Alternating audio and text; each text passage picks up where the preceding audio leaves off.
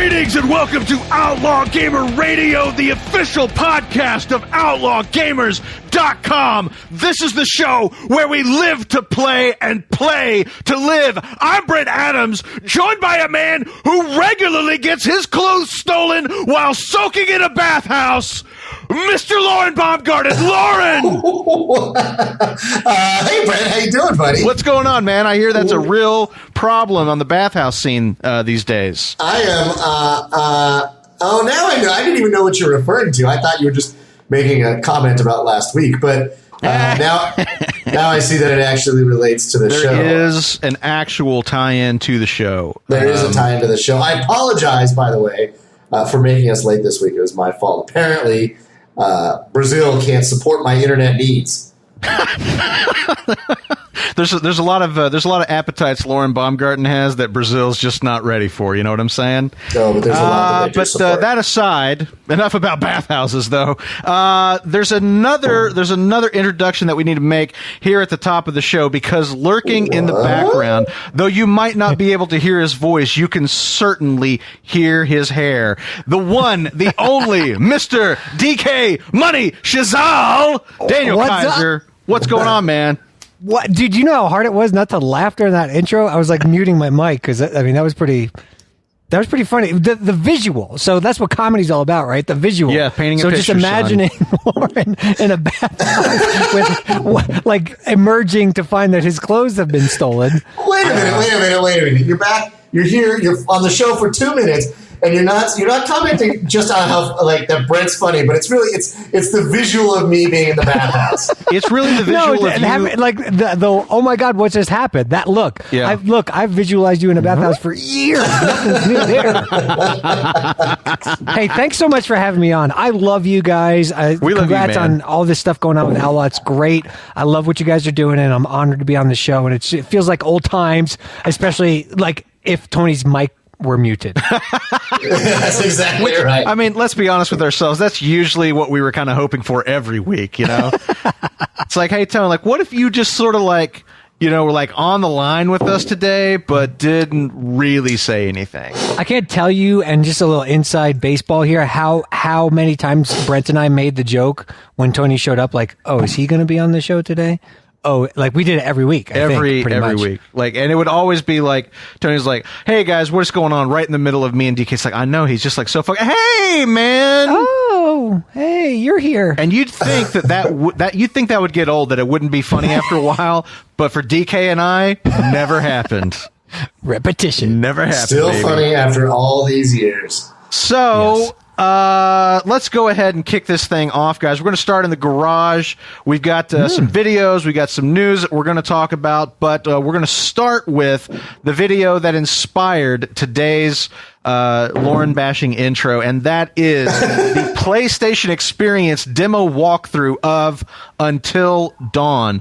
We talked about this a number of times on the show. If you're not familiar, just to remind you, just to jog your memory, this is the teen slasher in a cabin horror film video game thing that is going to be coming to PlayStation 4. I think it says that on the box, actually. Yeah, it actually, with my name next to it. But the point is that we've got, about a 7.5 minute video showing this one section of the game. Lauren, why is this in the document this week?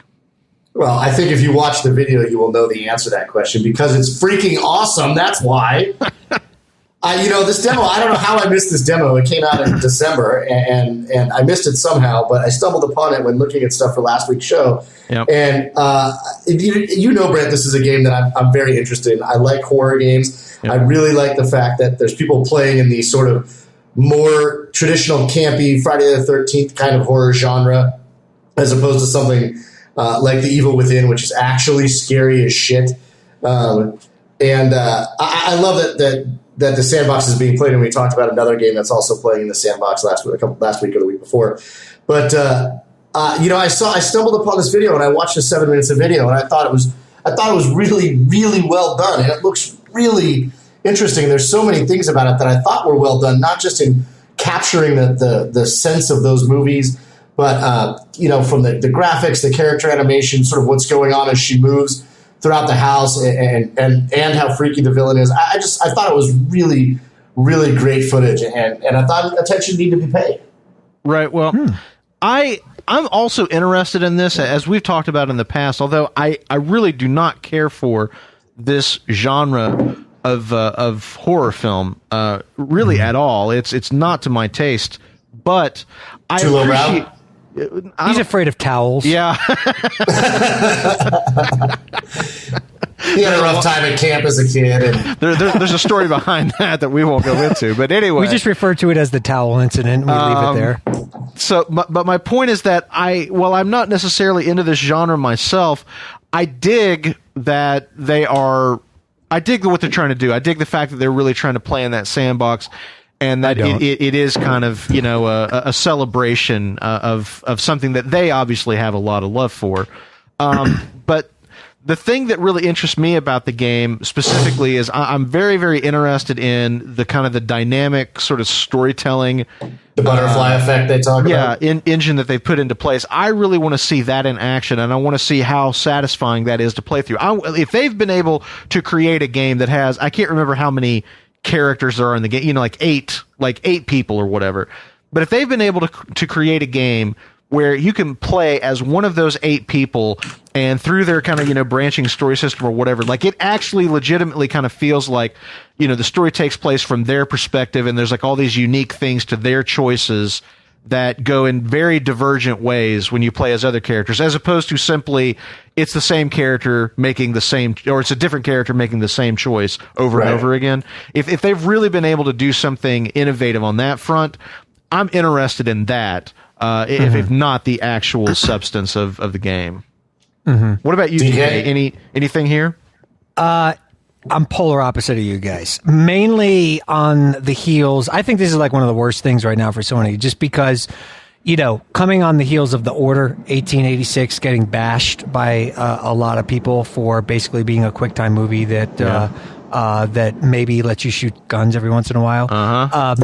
This is feeling a lot like that to me. Now, I don't disagree with that. I don't at all discredit the amazing graphics, the amazing production value. This is a game that demos very well. This is a game that you play on Halloween night with people who are not gamers. This is what this comes across to me as. I don't know much about it, and I'll be upfront in saying that. They might have spoken about some revolutionary thing they're bringing to the table. I get the branching stories. I get that there's options that lead. It's not all just black and white, make or break. But at the end of the day, I'm not pulling that one I'm off not the shelf. seeing. Yeah, I'm not seeing like things that would interest me as a player in terms of character progression, this, that, and the other thing. These types of things get very old once your wall comes down. They look great in a demo, and you play them, and you're like, okay, well, I'm sick of getting caught every time I try to run. You only have 2 options. Do I hide? Do I run? What do I do? Yeah. So once you start figuring out, okay, here's where I run, here's where I hide, here's where I do this, here's where I do that. Okay, then it just starts becoming like you're not even scared of the guy anymore. You just want to get through the damn game. So what are they doing to counter that? So wait a minute. So I want to call you on something here. I want to ask you both your opinion, because, and we don't have it on the docket to talk about The Order specifically this week, but it's certainly been a big story this week because it hasn't gone over well. And there's been, a lot of talk about the length, and there's, this QuickTime thing. And the idea of it is become the word QuickTime is just utterly a bad word now. But I will say that, not necessarily. But I think it is. And I think that, and I'm going to talk about it a little bit later because I picked up Tomb Raider and played it this week a little bit. So I'm going to talk about there's QuickTime events in Tomb Raider. There's QuickTime events in Uncharted. Right. I'm going to talk specifically about that and how it But they're not the focus. Exactly. Well, but here's what I want to know is what's the difference? I don't feel like when I look at The Order, for example, or when I look at Tomb Raider, for example, I don't feel like those are the same games as something like Heavy Rain or Beyond Two Souls, which I think are fantastic games, and people, talk about them just being QuickTime events. And when I look at Until Dawn, I see a little bit more of the sort of Heavy Rain, Beyond Two Souls vibe than I do say like The Order or Tomb Raider. I agree with that. Well, I totally agree with that. That's what I was thinking. That doesn't scare me off because like you were saying, like I like those games, but there are plenty of people who play those games and didn't get into them based solely on the fact that they're like, oh, it's not really a video game. I kind of consider it more of an interactive story, or an interactive movie, I guess. Well, and did you have a question about the order? I mean, because I've not played through the order, but for what I've seen of it, I mean... But I could. Like, while we're sitting here talking about it, I could play through it real fast. No, I mean, you kind of akin it to the order, and I feel like there's sort of, the order, from what I've read, I have not played it, but I just experienced the Tomb Raider. Like, Tomb Raider is constantly, as you said, taking away your control. I mean, it's literally like you're not doing anything, it becomes a movie. Whereas when you're in, like, Heavy Rain or something like Beyond Two Souls, there may be a lot of QuickTime events, but you're in control most of the time. They're just, you may not like the controls, right? And that's the kind of vibe I was getting from Until Dawn, more than what I see in the order, for example. What my whole point with QuickTime events is they serve to introduce casual people to gaming. The idea that this is now interactive, something that it's all about your expectation, right? Because it's not like Twitch mechanic kind of stuff that intimidates non-gamers. It's very in the moment. Do I do this option or this option, and did I press it at the right time? Yeah. That's it. So, like, that's all it is. Now, I honestly had to be reminded that there are QuickTime events in Tomb Raider, because I was more focused on upgrading my bow, upgrading the different weapons, the finding different items. There's character progression. There's fun gameplay where you're actually doing a variety of things. So my whole stance on the QuickTime thing is, that's fine, but it's completely different. And so what I open my, kind of stance on with this thing is, this is not a good thing for Sony right now, because its biggest game thus far for the PlayStation 4 is being ripped apart because it has too much emphasis on these QuickTime events. And QuickTime events are not inherently bad. Let me make that clear from my perspective. Everybody's entitled to their own opinion. But from my perspective, they're not inherently bad, meaning that the moment you include them in a game, that it becomes a negative. Now, look at God of War, look at a lot of other games. There are QuickTime events that, kind of help bring to life certain parts of the story. But to me, they are more complement rather than core mechanics. So if a game like Until Dawn is resting on QuickTime events as a core mechanic, I instantly kind of just say, well, I'm not very interested, because it's going to get boring fast. As soon as you exit out of the realm of it being a presented, canned demo, then it starts getting like, okay, I've died 5 times, I'm going to do the other. Then it's just like memorization. You go here, do that, do blah, blah, blah, blah, blah. It's just Dragon's Quest at that point. Is that how you felt about, like, Walking Dead? Well, Walking Dead, not necessarily. I mean, I didn't play through all of it, but what I did play of Walking Dead, I was more, just very interested in the story and the options, and the story was very compelling. So that, again, was enough to kind of save the fact that, what the actual gameplay mechanics are different. Yeah, and I'm not saying that the game's going to be fantastic, but I think it's, like Brent, you had mentioned that the controls were, for non-gamers or for easy. And I think, for example, and this could be a whole other conversation, David Cage would totally disagree with you. I think you look at, David Cage's games, he didn't pick those controls to make the game easier. He picked them because he was exploring the different relationships of input devices and input modalities to play a game. And in my opinion, to great effect, but not perfect effect for sure, but to pretty damn good effect. So I don't disagree with you. And just there's a difference between intention. There's a difference between intention and execution, and there's a difference between, what an artist intends and, what the actual experience is on the other side. And I mean, like David Cage, Peter Molyneux, there's a lot of names that we could kind of throw into a pile of people who have really great intentions in what they want to do, and then how well received those things actually are. Or how well are. Executed too. I mean, these games that you see, every game that you're talking about, whether it's The Order or Until Dawn or Heavy Rain, these games are graphically superior to their contemporaries because they have less emphasis on other aspects. They're focused on making it appear a certain way. They're focused on putting you into a film environment where you're playing a movie. And because of that, they're sacrificing other things. And my personal palate is, I'll watch a movie. Or I actually enjoy some of the games. I'm not saying I don't like them. You just have to be in a certain frame of mind and take it for what it is. Fair enough. I think it's all about the story. I think it's I mean, like, if the game's focus is the story, if the game's focus is just letting you experience, the kind of the movie in quotes that you were talking about, DK, then Right. I think you kind of have to be into that, because if you're Yes. not, then there's not really gameplay to save it for you, I guess. Exactly.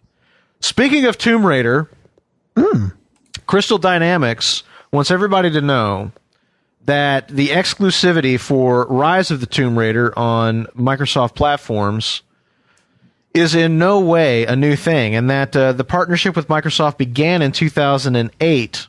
But they also want you to know that the partnership with Microsoft is not all that vital to Tomb Raider's existence, and that if you're on other platforms, they're not really focused on you right now. But they're probably going to be focused on you later. So, Lauren, is Crystal Dynamics just trying to have it both ways here? I mean, just talking out both sides of their mouths because they've got this deal with Microsoft, but they don't want to piss off every other platform owner on the planet? What are they saying here? Yeah, so, I put this one on here today because, you mentioned that, like, they wanted to point out that the partnership had existed before.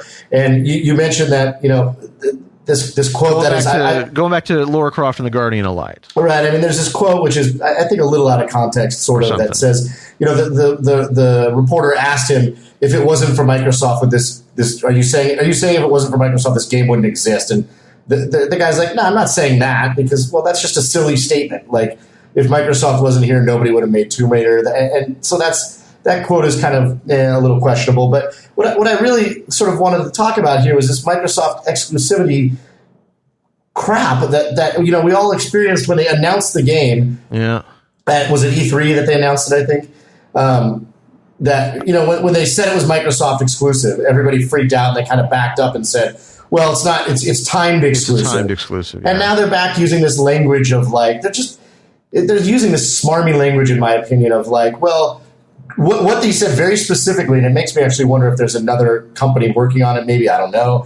He said, Crystal Dynamics is focused on, and the quote is in here, and you can watch it in the video, Crystal Dynamics right now is focused on the Xbox One and Xbox 360. As for other platforms down the road, well, we'll just have to see. And it feels smarmy, Brent, is all I can say. It's just bullshit corporate doublespeak. It's super, like, consumer averse, if you ask me, and I don't understand. I mean, I don't really even understand what they're trying to do. Like, if you're going to be exclusive, be exclusive. If you're going to be timed exclusive, tell people it's a timed exclusive. But I don't really understand. Stop trying to obscure the matter. I can't remember, Daniel, an example of this in the last 5 or 10 years of, like, this sort of half-assed sort of exclusive kind of thing where they're not really admitting it. Do you remember anything like this? No, not particularly with such a prominent type of franchise, and also, like a big deal, like maybe with, like, DLC, and, like, it's going to come out on this system first. I mean, right. They're always fighting wars at E3 about who's going to announce the exclusivity for DLC first, with Call of Duty or whatever. So yeah, there's been instances of that, but to have the actual core game coming out on a platform first, I mean, I agree that it should be a commitment. It should be, but it's a double-edged sword, exclusivity. You're getting probably paid up front, but you're alienating half of your potential audience. If you're not, a platform exclusive like a Halo or an Uncharted, which is built from the ground up to facilitate that and to be an exclusive. If you're a third-party title coming in as an exclusive, then you really need to be careful with how you manage your brand and how you set expectations. So, yeah, I mean, I think no news is the best news in this regard until you just say, by simply stating we are a timed exclusive, that's all you need to say, because it implies and makes official that it will be coming to the other platforms. We're just not saying exactly when yet. So right, I don't know why he's backpedaling on that, though. I mean, I thought they had said that at E3, and now you seem to be backpedaling a little bit. No, if I'm remembering correctly, and maybe I'm not, because God knows I've killed some brain cells along the way, but if I'm remembering correctly, wasn't the hubbub that, like, at E3 they said, all they said was, in an exclusive, blah, blah, blah with Microsoft, and and then everybody got in a big furor, and everybody's like, "Oh, this has got to be a timed exclusive, right?" And they kept asking them about it, and like they kept saying, "Look, all I can tell you is that right now we're focused on the Xbox, which is just PR speak for it's coming to everything." Yeah, exactly. Right, of course. And that's the thing is, I think that Lauren is right in the sense that, in my opinion, consumer-friendly practices involve giving people information so that they can make an informed decision. And that's the opposite of what's happening here. There's no information really being given because they're basically caught between trying to please two different entities. On one side, you've got gamers as a whole who may or may not own an Xbox One or an Xbox 360, and then on the other side, you've got Microsoft, who they've taken money from. And they've got to try to make both parties happy. They've got to try to make Microsoft happy and honor whatever agreement they have and promote that partnership to whatever degree they're obligated to. But but like Lauren says, they don't want to alienate everybody out there because they're going to want their money soon enough once it does come out on the other platforms. Well, and that's, if I was PR director over there, I mean, the message has to be more aligned with the truth. Is my question. You could spin it in a different way, meaning you could say, look, we could not be more excited to have the Tomb Raider franchise be as relevant now as it once was. We are grateful for the opportunity to bring this franchise back, and we're grateful for every player across every platform that helped bring it there. Now, Microsoft has approached us because they are particularly excited about what we are doing with the next iteration of Tomb Raider. We're taking everything we've done before and we're ramping it up. Microsoft saw this potential and they want to deliver that to their users first. We've entered into agreement with them to do just that, but we also look forward to everyone having the opportunity to play our game at some point in the future. What's wrong with that? You just gave, I mean, I don't know how much that was worth, but I mean, that's worth some change, buddy. Like, I mean, that press release writes itself. What's wrong with you're being honest, but you're just kind of doing it in a way that is, you're not alienating anyone. Just say that. I agree. It really doesn't seem that difficult. It doesn't seem like it's all that difficult to just do the right thing. And yet, here we are. Right. Speaking of doing the right thing. Wait. We're going to close out the garage this week with the news I'm sure everybody has heard. And that is that Kanye West is working on a video game to honor the memory of his dead mother. I certainly have opinions on this, but I'll put that on hold for the moment. Lauren, why are we talking about this story? I'll tell you why we're talking about this story, because just before the show, you said to me, the Kanye West story is the greatest story I've ever seen. And I knew several days ago when I put it on the docket that you would feel that way. That is why we are talking about it, sir. All right. I'm excited. We're talking about it because the story is that Kanye West is making a goddamn video game about his mother going to heaven. About his mom going to heaven. He said something about being at the gates of heaven or something. I don't understand. Honestly, I was laughing so hard during that part I didn't hear everything he had to say. But I don't understand the gameplay mechanics that could be in this if it's such a limited scope. It probably involves jumping up and storming out of your seat for a stage somewhere. Isn't he married to Beyonce? Kim Kardashian? I don't know. Oh, Kim Kardashian. That's it. Yes. I'm sorry. Jay-Z's married to Beyonce. Correct. And he's married to Kim Kardashian, which means that there could be some bumps in the road for development, but they could actually also translate into some... I was going to say something I probably shouldn't say. So anyway... let me tell you what this game is, okay? What this game is... Employee? It's the... no. Brent's new favorite iOS title? This game is the foundation of Gamergate Part 2. That's what this game is. Oh, that's true. Because this game is going to come out. It's going to blow donkey balls. People are going to say it blows donkey balls. And then Kotaku and Polygon are going to give all of us a big lecture about how gamers hate black people. That's what this game is. Oh, God. We're getting emails on that one. I think that's... Tell me I'm wrong. Tell me that's exactly what's going to happen. I guarantee you that's what Kanye's going to say. I'm just in it for the fog, man.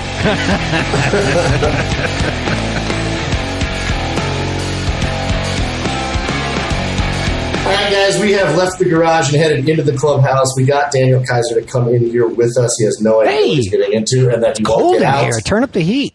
But before we talk to how much that costs right now, before we talk to our special guest star, Daniel Kayser.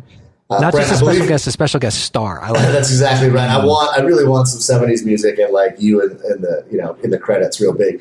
Brent, we do have a poll from last week. We were talking about review scores in general and what Eurogamer specifically was doing with it. Why don't you run down the poll for us? I'm happy to do that because I remember to include the poll with that last episode of Outlaw Gamer Radio there. So very excited about that. Here's the question that we asked. Of course, we were talking about review scores and the changing policy of review scores that we were seeing from Eurogamer and others. We were very excited about it. We said, do you like how Eurogamer is changing its review score approach? And here is how the Outlaws voted. With 18%, you said, no, I like the simplicity of review scores. 38% of you said, I like their new review format, but don't think that it will change the industry. But the number one answer with 44%, the Outlaw Gamer Society said, yes, if other sites follow suit, it could lead to meaningful industry reforms. I'm with you guys. Mm-hmm. I hope that Eurogamer is going to be leading a charge here that others will follow suit. And, Daniel, it's actually apropos that we have you on today's show while we're talking about these results, because I mentioned during that conversation that you were a big influence on me in this regard, that prior to you and I working together on gaming stuff, I didn't really think all that much about review scores. I didn't have a real strong opinion one way or another, and that you were the one that really turned me around on this issue because you kind of explained really a lot of the things that Eurogamer was talking about really giving meaningful information and not really being able to do that with a number. It's something that we did on Epic Battle Axe, although we only did 2 episodes of Reviewcast. We talked about Ghostbusters and Madden. I can't remember which Madden it was, maybe 10. NFL 10. Was it 10? Yeah. But we only did 2 episodes of that. But that was one of the big things with that show, is that we gave a recommendation, not a review score. Right. And then obviously, that's something that Lauren and I have kind of continued on and doing the postmortems, that we don't, we're not reviewing games. We're just talking about the experience of playing them. It's one of those things that that's been kind of a mainstay of Epic Battle Axe for a really long time, and it was really interesting to kind of see this happen in such a way that could form to like what you had told me like way back in the day, many years ago. You kind of said, here's like what I think they ought to be doing. I mean, that's basically what Eurogamer's doing. Yep. It was pretty cool. Well, the industry, and just to touch on it real fast, which we'll get into the fact that, now I'm running retro and there'll be some changes coming there pretty soon. But, the bottom line is that scores can be helpful, but they're more damaging to me than they are promising or effective or something that actually help the situation. And the reason being that, a lot of times you'll read for a variety of reasons. A lot of times you'll read a review or watch a review, and then the score comes up, and your personal gut feeling of, well, what I just listened to or what I just read contradicts this score. Even if it's slightly, sometimes it's a lot. You're like, they just bashed the hell out of this game, and they gave it an 8. What? Yeah. What does that mean? Or they just said this game was amazing and they gave it a 6? Like, I don't understand. So the score doesn't really help. What I'm saying is, let your opinions speak for themselves. If you're going to give a recommendation, it should really come from just a sampling of options, which are, should I buy this? Should I play this at some point? Or should I completely ignore this? That's basically all you need to do. And then let your opinions and your criticisms kind of speak for themselves, criticisms or praises. But the reality, and everyone needs to know this, is that the gaming industry has scores too far integrated into its culture to make an overnight change. Now, I do think that over the course of time, things can change. But when you live in a world where game developers are getting incentives and bonuses based on whether or not a Metacritic score is at a certain level, that's not, that doesn't change overnight. It does. That doesn't change overnight. And that was why I called for last week, and I think that you'd agree with me on this. One of the things I called for last week is I would like to see Metacritic support this by, there's no reason that it's got to be distilled down to a number. Why can't I go to a Metacritic page for the Order 1886? And as opposed to just seeing the aggregate score, why can't I also see an aggregate summary from 10 different websites? It's just that it's that one sentence summation that, we were talking about. The Order 1886 is a great visual ride with many QuickTime events, but core gamers may find it a little too brief and a little too light on gameplay to really get into, whatever that is, whatever that sentence is. Why not have, every major gaming website, let's see that brief one-sentence summation assembled on that Metacritic page. You can go there, you can read through those in less than a minute and get a really good idea of where people stand on a title. I really would like to see Metacritic step up and support this, because I think that therein lies the key to really wider change. And some people bash me because I put out a tweet because for the Order specifically, you've got people ranking it a 90 and a 20, or like a 95 and a 20 or something like that. It's like a 75 point difference on a 100-point scale. And people are like, oh, well, aren't we allowed to have different opinions? I'm like, yes, but you're also dealing with an industry where people are trying to get hits. So, hey, most people are going to rank this about a 40. If I go out of my way to rank it a 25, it's a little shock value. So, or if I go out of my way to rank it 95, it's shock value. Yeah. Exactly. It works in both directions, much like Lauren. There it is. It took longer than I thought. That's what she said. You were thinking it. Double whammy. Yeah. No. Obviously our audience is in favor, but I think again, this is as you said, Daniel. I think review scores are both consumer and industry averse. Yeah. And hopefully, what Eurogamer is doing, people will catch on to it and recognize how it's better, really for everybody. It's more better, genuine feedback. Better for the consumer, and it removes those score-driven incentives that are currently, unfortunately, driving a lot of game design, game building. I'm sure game developers, are not going to miss that additional artificial pressure. Yeah, certainly not. So, but Brent, we talked about this last week. We have something far more interesting to talk about this week. I agree. And it comes with hair. Boy, does it. So, as Daniel mentioned in passing at the top there, and as many of you may already know if you follow Daniel on social media, Daniel is taking over as of is it March the month that it's officially kicking in? Correct. So, as of March 2015, Daniel Kayser is now the editor-in-chief of Retro Game Magazine. Mm-hmm. And yes. Retro, if you're not already familiar, Retro, there was a Kickstarter for Retro, right? And that's correct. That's where they initially got going. Correct. Retro Video Game Magazine was funded last year. Right. It's a bi-monthly publication that is focused on kind of exploring the culture of gaming, and initially it was obviously, as the name implies, focused on being retro oriented, talking about the history of the medium and how we've kind of gotten here today, and a team of really great journalists that was put together, everyone from Jeremy Parrish to Luke McKinney. We've got John Godiosi, Robert Workman, we've got historians like Warren Davis, the creator of Qbert, and just a lot of really great people. Chris Kohler, another well-known guy writing for us. Tons of great people writing for the publication. But after I left Game Trailers and all that went down, I was looking for an opportunity to do something unique.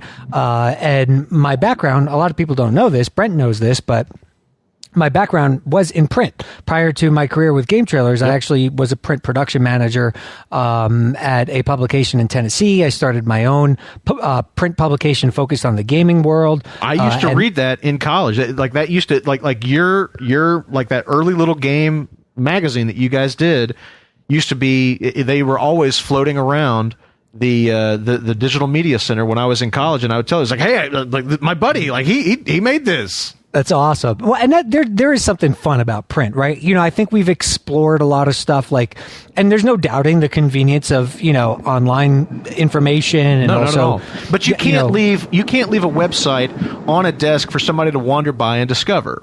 Exactly. That's very true. And also there's just something about having something physical in your hand that I think we've reached that point where people miss that now. I absolutely miss that. I would much rather read a magazine than a digital magazine. Lauren's always talking about how he misses holding something in his hand. We're going hard on Lauren this time. Really? Going hard on himself. Is this going to turn into a hard-on joke? I was going to say it was the first time he's had anything hard in a while. So. No, I'm just joking. Anyway. No, but the print publication to me is something that I think has there's almost like a romanticism with it. It's like we've reached that point now where it triggers like a nostalgic type of feel. I remember what it used to be like to have these. Okay, great. We know that the vast majority of things are going to be online. That's great. And digital, we have a digital edition of our publication if you prefer as well. But having something in print and physical is something that very much appealed to me. But what I did was I kind of changed also the creative direction of the publication, because as I was mentioning, it's very retro focused, very focused on kind of the history of gaming, and that's fantastic. But there's really only so long you could talk about Pac-Man and pole position before you just run out of content to talk about. And in order for us to be successful, I know, just like every other gamer, our industry is very future focused. I'm very much looking forward to things that are coming out. I cannot wait to play The Witcher 3. I can't wait to see what they're doing with Mass Effect. Yep. Those things are great. So what I did was kind of say, let's use what's coming out and what people are excited about in the moment as a springboard to celebrate not only the genres they help to create, but also a particular franchise. So case in point, my first edition as editor-in-chief is coming out right before the release of Mortal Kombat X, and we are honoring and celebrating everything that the Mortal Kombat franchise has done for the last 20 plus years. We have an interview with Ed Boon. We have Warren Davis, who was the creator of Q*bert and also the guy who did the digitization on the original Mortal Kombat, talking about that whole process and taking people really into a behind the scenes look at how Mortal Kombat came to be and how it's evolved over the years. But then we start exploring the entire genre, games like Virtua Fighter and Soul Calibur, of course, the Tekken franchise. And sure.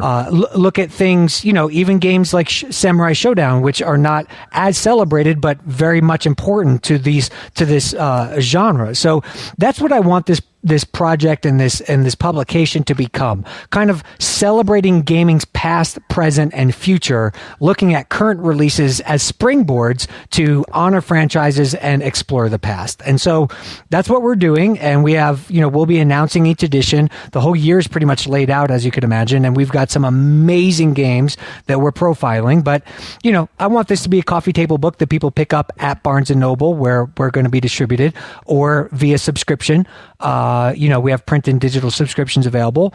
And if you want, you pick it up. And it's something that if you're a fan of these genres or these franchises, it helps give you a trip down memory lane, but also lets you learn how we got to this point. That's the whole point. Well, I think... Go ahead, Brent. Okay. I'm super excited about this. And when you and I first spoke on the phone and you told me what you were doing, I was so amped, because I was just like, man, this is such a perfect fit for you specifically, but also just a great idea. I think for certainly for gamers of our generation, I think that maybe there is less interest as you kind of get younger and younger. People whose kind of nostalgia gaming memories is the PlayStation era, who don't have as much of a connection with, right. With gaming in the 90s or late 80s or whatever. But, for me, being a student of history, being a real enthusiast about history and always wanting to kind of understand the history of things, because I think that it brings context to understanding the present and future of, right. Of whatever situation. I find that is such a helpful and vital, kind of key to understanding anything. And so I think it's a great idea to bring that sensibility into gaming. And there's just so many great opportunities to do that, talking about the games that that are going to be coming out this year that we're all like really, really excited about, but also looking back and saying, what's the context for how these things fit into the larger history of gaming or of a particular genre, fighting games, as you were talking about, how, what can we learn about the fighting game genre and the transition from 2D fighters to 3D fighters by looking at the evolution of a Mortal Kombat or, Street Fighter, whatever. Exactly. Those things are so great. And I think, for guys, people like us love this medium. And I think we've reached a point in the medium where we're actually, this medium has always been about cutting edge. Like, how can we push forward? How can we push forward? How can we do this? But the resurgence in indie games, you look at a game like Shovel Knight coming out on the Wii U and 3DS. It's like, that's it. That's a Nintendo game. I mean, but it's awesome. Straight and people love it. And the reason why they love it is because it reintroduces us to what we loved about gaming in the first place. Yep. And also it places an emphasis on what is the difference between cutting edge, bleeding edge graphics and taking advantage of all this stuff, but also what is just good, solid, fun gameplay. Yeah. And, I think both are necessary. I'm not in any way saying, my life has changed. I've talked about this on Epic Battle Axe a lot over the years. I mean, I've only got the time to really play 4 to 6 AAA games per year. Those 6 games will be featured in Retro Video Game Magazine, right. and we will explore those franchises, but we will also look at the genres they help to create. And that's my whole goal. And I think there's a lot of people like us who are, feeling nostalgic for what used to be, but also want to push the envelope forward. But it's not all about that. And as an industry, I believe we've reached a point where we've become self-aware of the time that's happened. Like, our industry has evolved so fast compared to other mediums. And we're at a point now where we enjoy looking back a little bit more than we used to. Nobody in the mid 90s was like, oh, I just want to go back and play. I don't want to play my Super Nintendo. I just want to play my Nintendo. No, you're like, give me 16 bits, total, as much music and graphics as you can. This is amazing. Same thing with the PlayStation. But I think we're finally at that point where people are like, well, let's look back a little bit as we look forward. I think I agree with you, Daniel. And I think that, Brett, you alluded to the idea that maybe as you get younger, there might be less interest in that. But I kind of disagree. I mean, I'm curious to see. We're at the point now where there's a generation of gamers, and I don't mean 12 and 13-year-olds, but people in their 20s that never played a lot of the games that I think Daniel's going to be talking about when he's talking about the history of what led us to where we are. And frankly, as Daniel, as you were talking, a lot of those people have never actually held a gaming magazine in their hand, quite potentially. Yeah. I mean, that's these are people that are, quite frankly, have been sort of reared on a different generation in their younger years of gaming than we were, and they may never have been around for those gaming magazines. And I think there might be an audience there too. I mean, I think I do encounter a lot of our listeners are in their late teens, early 20s, mid 20s, and haven't really necessarily. I mean, there's a lot of the older titles that may not know what Qbert is. That they haven't. Right. Haven't ever heard of that game or played it. Galaga, Defender, like these are games that they may have never heard of or played. And I think that there's an audience for that there too. And I think it's a super, super cool idea to take a more in-depth look at different aspects, whether as you said, be genres or specific franchises or whatever, and really sort of map their development of where they've come from. And hopefully that leads us to where we're going. And I hope that developers read your magazine too, and maybe do a little remembering about sort of some of how their games have changed in the last 15 years and use it as a tool to sort of assess how much of that has really been to the betterment of the franchise or genre and how much of it maybe wasn't. Well, and also just to not forget that fundamental gameplay design and mechanics go a long way. Despite whatever graphics may be. I was talking a few weeks ago, Daniel, about Zeo Drifter on the 3DS, and there's no other game that you could play that's been released like within the last 12 months that will remind you of how much you love Metroid than Zeo Drifter. You play that game and you're just like, man, this is like, I totally remember, like just, discovering this for the first time and kind of like figuring out that the game mechanics work this way and that this is, what I needed to do in order to win, just like all that stuff. That game is just a love letter to those game mechanics, to those game design sensibilities. And again, like, kind of honoring that and reminding people that that those games succeeded based on those qualities where, they didn't have, really snazzy graphics or, quick time events or whatever. Totally. And it's about appreciating the evolution of the medium. Like I said, I'm not like, all you need to do is play retro. All you need to play is photo. No, here we are at this amazing stage. I mean, I'm a musician too, and as you are, Brent. I just have a fascination with like old records or not for anything, but my father's passed away. I didn't get to talk to him a whole lot, but like the idea of coming home with Abbey Road as a record, right? Like I can't just like instantly download this. It was something that was special, tangible. You bring it home, you drop the needle, and you're listening to something that was recorded with limited, I mean, they only had so many tracks to be able to record, and it's pumping through your stereo and you're hearing that. And it's just like so cool. I mean, that's not to take away from, today's day where, I mean, I could, just literally take my phone out of my pocket and download the latest Foo Fighters album or whatever. And it's like, okay, boom, there, it's done. But something about that access level too changes the level of, intimacy with the thing. You had to work a little bit to get it, or it was rare, a little more rare. So there's something about the print magazine side too that I feel reestablishes that.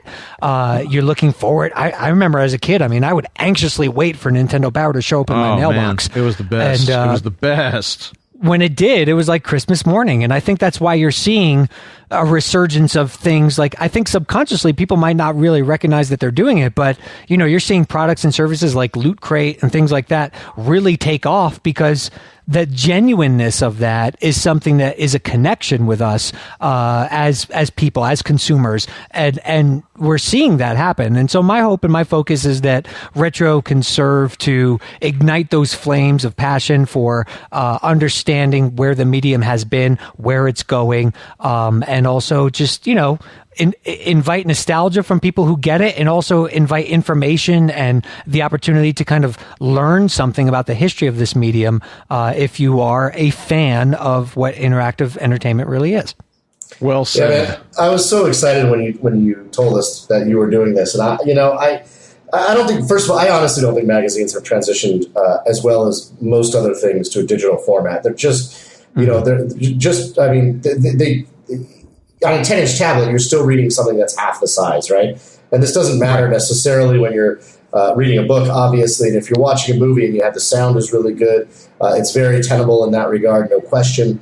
But I don't think magazines translate that well digitally. And I am so excited to have a gaming magazine. I love getting on the Long Island Railroad or the subway or whatever, or a plane, and sitting there and reading an actual magazine and not giving a shit about whether or not I have internet, going through tunnels or stuff like that, or how much battery I have, or any of that. I always have it with me. It's totally. I'm super stoked, dude. I actually got Game Informer for a year because I was literally like craving having a physical gaming magazine in my hand, and then I read it and decided not to renew. But that's not the point. And Game Informer, Game Informer, just to address that, I mean, they're hugely successful. And I know Andy really well. All those guys over there, Matt Burtz, all those people are great. And I actually really like what they do. I do too, actually. What we do is different. When the new Mortal Kombat is announced, you're going to see that broke. That story is broken on a Game Informer. That's their cover. Everyone's going to cover that news. But when the new Mortal Kombat comes out, Retro is the place that celebrates it. So it's totally different. We explore the franchise, we explore the genre, and we celebrate and honor those big games, and they break them and let people know about, what's coming.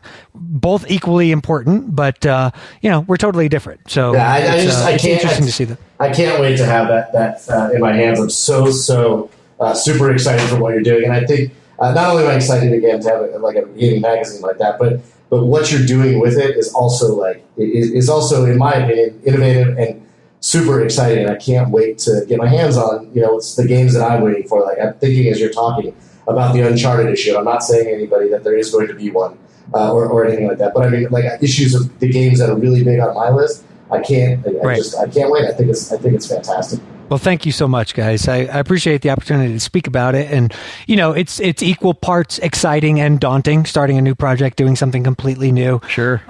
Because, we are a startup. So we do need people we are a product, and and we need people to support the landscape us. of gaming media has changed. Yeah. So, if we are going to be successful, we do need support. So I'll use that as a segue to tell people to go to readretro.com, check out the website and readretro.com/subscribe is where you could pick it up. And, $33 gets your subscription for the entire year, for both print and digital. If you want just the digital, it's $18. And, so yeah, I mean, it's reasonably priced, and it's an opportunity to kind of dive into the culture and the history of gaming. So, do support us if you think it's something you're interested in. And I appreciate you guys giving me an opportunity to talk about it. Hell yeah, man. We're happy to have you. And I tell you, I think our audience especially is, of course, is probably tuned into this because, I mean, we're a show that's all about, getting into the details, talking about, why games, matter and all of the aspects of, game design and things like that we love so much. And I think that's a really good fit for the kinds of in-depth stuff that you guys are doing. I think it's going to be right up their alley. Well, and not only that, but of course, every single one of our listeners wants to know what you're up to, Daniel. I mean, every single one of our listeners knows you as well as they know us, has listened to your show for as long or longer than they've listened to our show, and is very excited, I'm sure, to hear what you are doing and to come support you in what you're doing. And I know that people are going to be super stoked that you're on the show this week and just to hear what you're doing and excited to go over and check it out. I can't wait. And I hope it becomes a big part of the discussion here at Outlaw Gamer Society. The EBA/Outlaw community, people that have continued and have gone on. I mean, I'm continually blown away by how amazing this community has always been. And yep. I think it speaks volumes just about, what we've tried to do, but really all, I've never come across a better community. So, I mean, and just in terms of their intelligence level, but also just like everybody's cool. People like to engage in constructive conversation, and you just don't get that in a lot of places. Yeah. So it's really great to be able to tap back into it and be able to talk to people. So thanks for the opportunity. Always, man. You're welcome anytime. You know that. Did Daniel just say it was really great to be able to tap that shit? Don't try to throw this off of you. We're still laughing about you and masturbation. Damn it! Wait, what?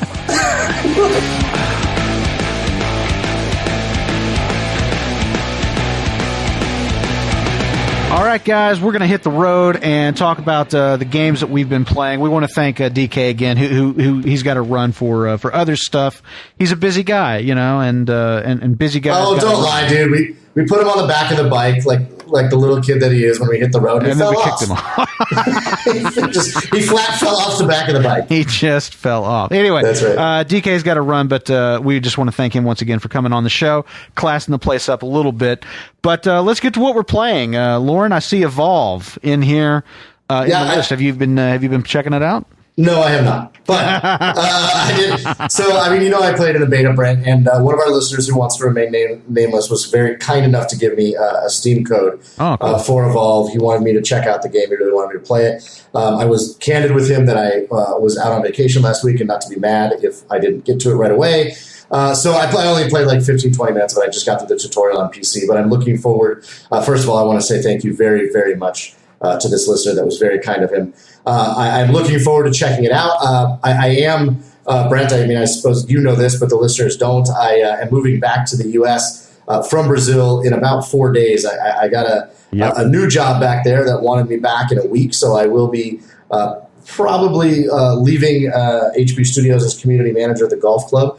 I start a new job in just a couple weeks, and consequently I'm moving back to the U.S. very, very quickly, which means, Brant, I didn't tell you this, but I have to take apart my PC.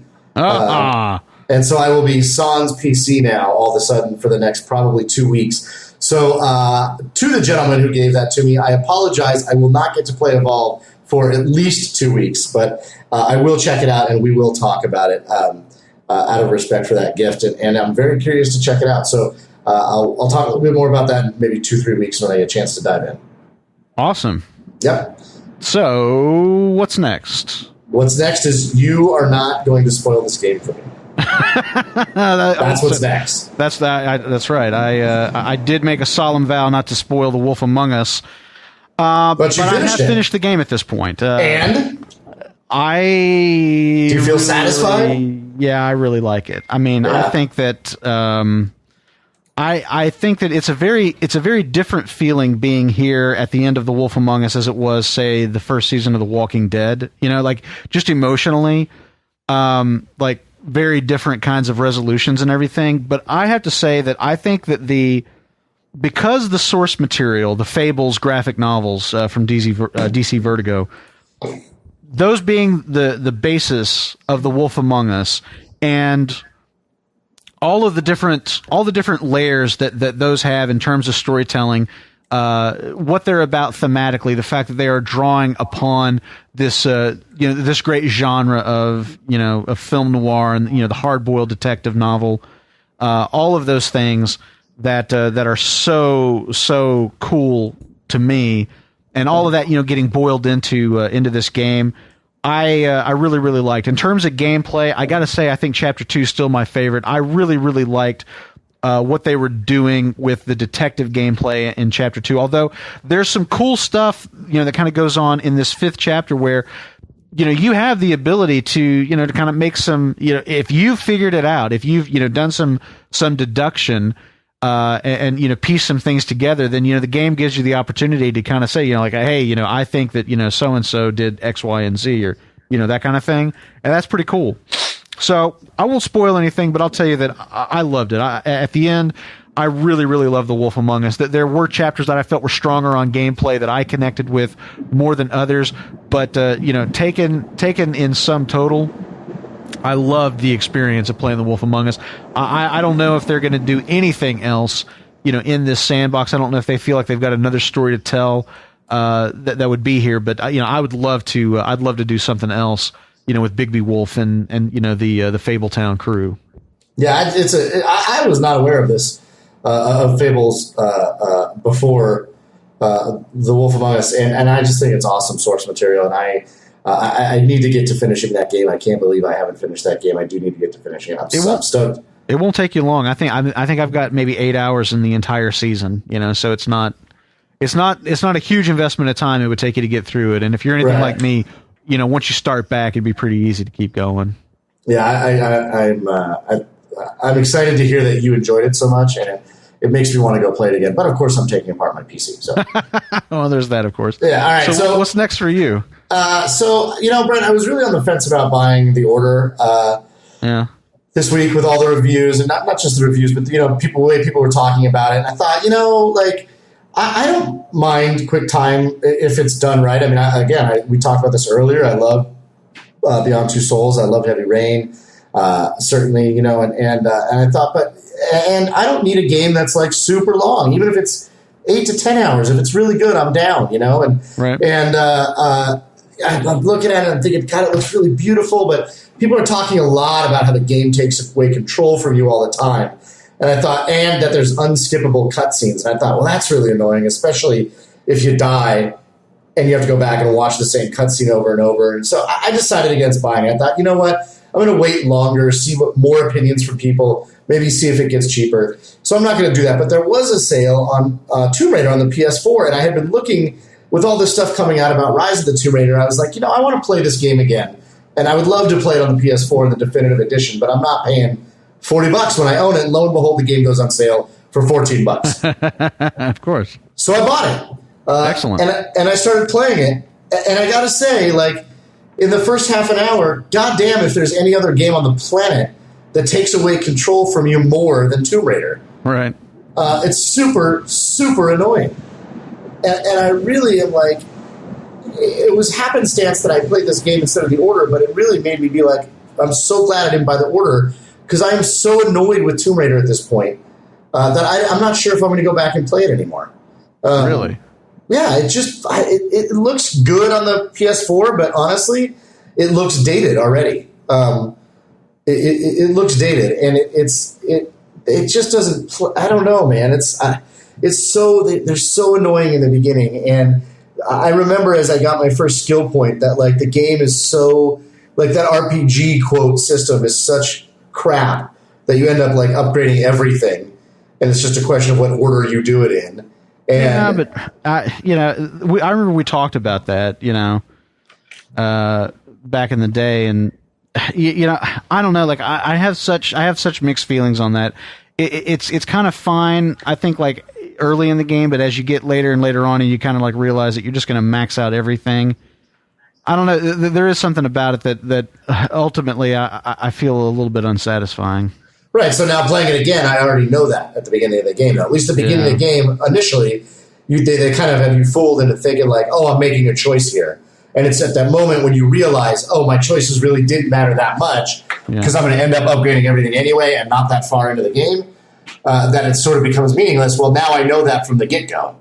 So it already feels meaningless. And I don't know, the cameras are wonky. I don't know if it's, I don't know. It was like, super annoying, frustrating, and felt poorly designed to me and dated. And so I stopped playing it, man. But what I did do is, so my internet had gone out, so I lost space. I couldn't watch anything. I couldn't play a lot of my games. And I sat down in front of my PC, which I haven't done to play games in a while, and I saw Wolfenstein was there. And so I was like, you know what? I'm going to fire up Wolfenstein: The New Order and start a new game.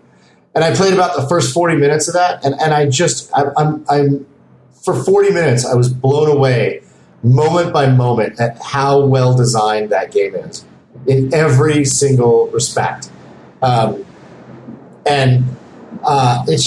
It's brilliantly beautiful. The cutscenes are super stylized in the best possible way. The dialogue is just fantastically written. The caricature of Blazkowicz is so good. The gunplay, the actual gameplay, and holding two weapons, and I mean the guns just feel fantastic. And there is a real RPG system in there, and that has more meaning to it. And I just like, it's just such a good game. And if you haven't played Wolfenstein, and especially if you're over 30 years old and played some of the more linear shooters like Wolfenstein back in the day, and you enjoyed those, this game is, in my mind, one of the most perfect examples, Brett, and I think I've said this before, of paying homage to an older genre or game design while updating it and making it really feel like it, while updating it and improving it and making it better in the best possible way without taking one iota away from the core design that makes it classic. I mean, it's perfect. To me, it's almost like, and I don't know how you feel about this, and I know some people don't agree with me, but I think the J.J. Abrams' Star Trek had that perfect balance of being classic and honoring the classic version of the source material and making it feel new and relevant and exciting. And I think Wolfenstein is the best game example of that I can think of at all, and it's just fantastic. Sweet, man. Well, I'm glad to hear you're still enjoying it then. So good. All right. So you finished Hitman Go. I finished Hitman Go, man. I tell you, it's interesting how this kind of took over for me over the course of the last couple of weeks. But I was playing it, just here and there, and then like at some point, like I really got into it, and I just like became obsessed with like finishing every level and getting like every achievement on every level and every stage, just on and on and on. And I got to say that this game is the paradigm that this game takes is saying, okay, what if you made a Hitman board game, and how would you translate the mechanics of stealth, of disguises, like the different kinds of enemies that you'll face, like what are their game mechanics and what strategies do you have to use in order to overcome them. How do you kind of govern, movement on the board, and how does, movement work in with your ability to, to get from one place to another, to take out enemies, or to not take out enemies, depending on what it is you're trying to achieve. Some levels, you're trying to get an achievement for killing all enemies, and some levels you're trying to get an achievement for no kills. Just like that mixture of kind of the strategy, but also the really, really great video game mechanics of, establishing game mechanics early on and then building and, evolving the challenges that you face by introducing more complex puzzles, more difficult scenarios. I really am impressed with how well thought out this game is in terms of its mechanics and obviously, the graphic sensibility, the design aesthetic of this, being, game pieces on a game board, is phenomenal. I think it's one of the best mobile games that I've ever played. And I've played games like XCOM, like the Banner Saga, that are translations, of a PC or console title that work really, really well on the tablet, due to the nature of the game. But as far as a game being designed for mobile platforms that really engages me and gives me something to really kind of chew on and think about, Hitman Go, I think is probably one of the best examples of a mobile designed game that I've ever played. I'm supremely impressed with it. I'm anxious to see what else Square does. I know that the sequel, Hitman Sniper, it's not going to be the same game mechanics. They're focused on on a different kind of scenario for that game. I'm interested to see what that ends up being, but I'd really like to see. I'd like to see some kind of follow up to Hitman Go that stays within this paradigm and expands on it, because now that I'm through with it, all I want is more. It really is. I agree with you, Brent. I think it's one of the most smartly designed mobile games that has ever been made. I mean, taking into a game that truly takes into account the platform on which it is being played and designs around that in the most clever and interesting ways. And I think it's a fantastic game. And I'm glad you reminded me of it. I played a lot of it, but it's something I have put down in recent days. And I'm glad you reminded me of it, because I will be traveling. And that's a fantastic game to play. I really, really enjoyed it. I'm glad to hear that you went back to it. Yeah, I am too, man. So what's going to close us out today? Well, I finished up, my friend, Dying Light. All right, cool. And all I'm going to say about it is, it's really interesting, because as I was weighing on the decision of whether or not to buy the Order 1886, and I'm thinking, this game is a lot about story, and I love story-driven games. I really, really do. But here you have a game in Dying Light that is 100% about the gameplay, and it's just so well done. I really did. I enjoyed it from beginning to end, and I think when all was said and done, I finished the game in about 30 hours or so. Yeah. And I had fun 95% of the time I was playing it. I mean, like, genuine fun. And to be honest with you, I deleted Shadow of Mordor because I was looking through my games and I was like, you know what? If I'm going to go back and dive into an open world, I want to go dive into Dying Light. I want to go play, and I want to go play more of that game. Right. And it's very telling about that game, and it's all about the game mechanics. It has nothing whatsoever to do with the story at all. It's all about the game mechanics. And I think they did a really good job, Brett. I think it's a far superior game to the previous Dead Island title, and not that this is a Dead Island game, but it's from the same makers, of course. I understand it. It's kind of in that lineage. Yeah, and I really, really enjoyed it. And I think if you're on the fence about it, I get that. I understand why you would be looking at it like the story and the dialogue just sounds awful, and it is. And it does. So if you watch the graphics, frequently look beautiful, but also very frequently look terrible, like I've said before, inside the buildings. And so I could see how you could watch somebody playing it or see snippets of trailers of the gameplay and think, like, that game looks crappy, or this story just sounds so cheesy, and it's another damn zombie game, and look, he's whacking a zombie. I totally get that. But it's a lot of fun to play. And if you're on the fence with this one, I would say, maybe consider it when it goes on sale, or maybe give it a rent, because I really enjoyed playing it for 30 hours, Brad, and I expect to go back and play it some more in the future. Sweet. Yeah. Very, very pleasant surprise for me. I was not expecting to have that reaction. Well, I certainly wasn't expecting you to have it either, but it's been very interesting to kind of hear how much you have enjoyed the aspects of it that you have. Yeah, indeed. I really, really have. And with that, Brent, I think that's going to be the show. I think so. We've got a bunch of games in. We will, of course, be back next week. We might ask for a little flexibility as I'm traveling and making the change back to the United States, but hopefully shows will come out when they're supposed to. We'll absolutely do the best we can. We will be back next week, though, and we shouldn't be missing an episode, hopefully. Until then, as usual, we want you guys to comment on everything we talked about today, whether it's Dying Light or Hitman Go, Wolfenstein. Please go play that game. Tomb Raider, The Wolf Among Us, or Evolve. Please throw in your thoughts about what Daniel's doing and show him some love, because I know he likes to know that you guys are happy to have him here. And if we clap loud enough, maybe he'll be kind enough to come back.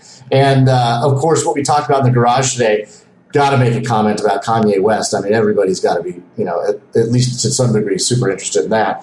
The Tomb Raider and their partnership with Microsoft and how they're handling it and their brand management. And then, of course, the 7 minutes of gameplay of Until Dawn, which I'm particularly intrigued by. Be curious to hear your guys' thoughts on that and everything we talked about. As usual, he is Brent Adams. I am Lauren Baumgartner. And remember, you don't stop playing because you get old. You get old because you stop playing.